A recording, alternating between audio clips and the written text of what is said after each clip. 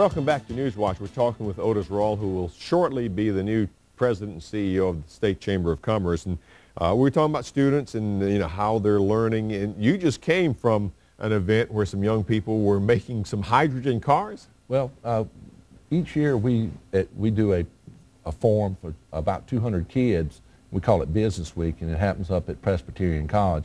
And part of what we do year to year is bring some type of something that's happening in one of the universities, one of the research universities. And for some of the kids, we actually allowed them to build hydrogen cell automobiles. And it was kind of neat to watch them take a small fuel cell like that, put it in those automobiles, and actually have races with them. And they began to understand the technology that it's going to take to move us into the future from an automotive standpoint, especially with iCar that's going on up with Clemson University, and they're working on it. Of course, Ken, Rich and I were talking just what's going on here in South Carolina, what's happening down at Savannah River Plant. I mean, there's a lot of things happening in South Carolina around hydrogen research. So we would like to become the hydrogen state when you start looking at that development strategy. You mentioned iCar in Greenville, which is a Clemson University project. A lot of people, I don't think, really have a sense of what that is. BMW involved, but that really is something that could put South Carolina on the automotive map, isn't it? Oh, without a doubt. And what ended up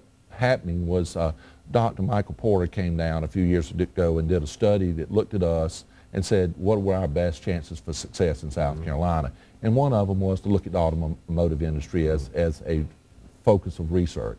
And with Clemson University, with BMW, with Michelin, we had a lot of the automotive industry already clustered in the Greenville-Spartanburg area. So that was a natural transition to iCar right there for automotive research. But I think a lot of things that they're doing, you will see come to fruition in a lot of the automotive industry, and how they implement those programs in their Dr. Porter, of course, perhaps the most well-known business consultant out of Harvard University. Exactly. Yeah. Exactly. So when he says something, people tend to listen. Well, he hadn't been wrong too many times. That's the good thing. He's got a good plan, and if you follow his plan and listen to what he's saying, the chances for success are really high.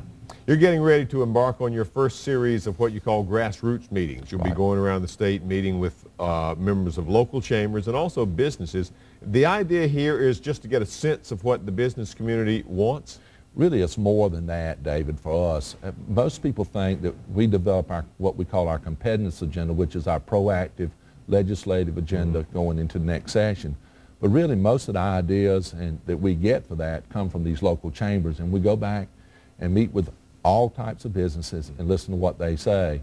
And then what we do is we take those 6, 7, 8 things that are overarching issues that affect all of business, and that becomes our competitiveness agenda. And I mean, what you hear is right interesting. You would think that there'd be a lot of diversity across the state, but once you go into 5 or 6 of these grassroots, it becomes pretty clear what those issues are going to be for next year. And we've already started listening to our CEOs and our roundtable members, and they're starting to talk a little bit about what the issues are. So we'll listen to the grassroots, because when you get into those local chambers, a lot of small businesses that start telling you what they need to have to be successful.